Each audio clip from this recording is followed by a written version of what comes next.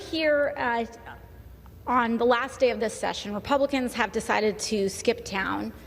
But what this debt ceiling debate really is about is the fact that they have run up a bill, Republicans have run up a bill that they now do not want to pay. They have run up this bill with extremely excessive military spending. They have run up this bill with extraordinary tax cuts for the wealthiest people in this country. And now when it comes down to time to pay for this bill, they do not want to pay it. And not only that, but they are accusing Democrats of saying we spend too much. For anyone that wants to entertain that thought, I ask you to think about the last time a person has said in this country that the government does too much for them, that their Social Security check was too high, that teachers are paid too much. When was the last time anyone has heard or seen that? Gentleman's time's expired. Thank you. Because I'm a Republican, I'm a Democrat, but I want the American people to see that there isn't any Republicans in the seats here behind me on the eve of our default. Where are the Republicans? This is not a simple political disagreement. This is a dire crisis being imposed on the working people of America. The American people could lose millions of jobs. You could lose your house. Your kids could lose their job. People can lose their savings, and they aren't even here.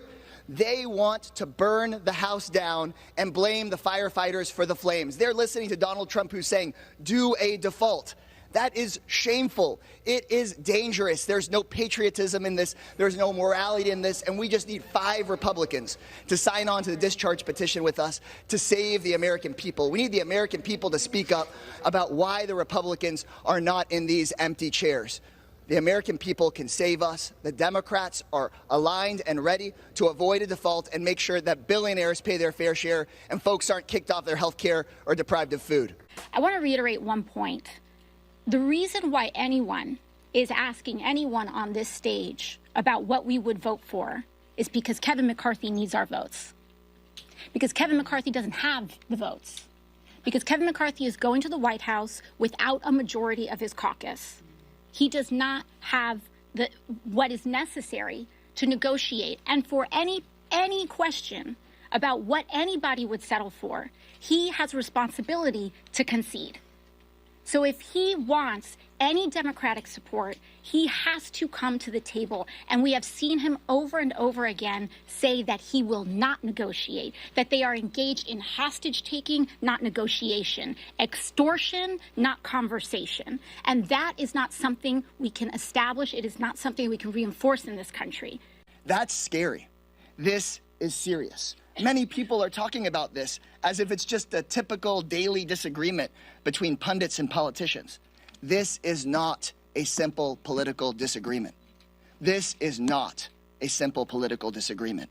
This is a dire crisis for everyday people in America. Every single person sitting here in this room. You could lose your savings. Your sibling could lose their job. Your kids could lose their house. People are going to lose their health care. For what? Because the Republicans have taken over. Kevin McCarthy refuses to stand up to Matt Gaetz and Marjorie Taylor Greene, and he is threatening the global economy, and it seems like he doesn't even mind if we go into default because Donald Trump has said, do a default. They believe that they can burn the entire house down and blame it on the firefighters.